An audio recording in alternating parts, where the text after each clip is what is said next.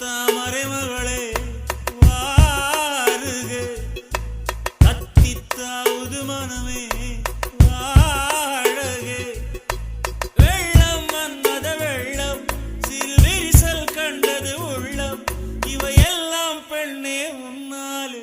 தங்கத்தாமரை மகளே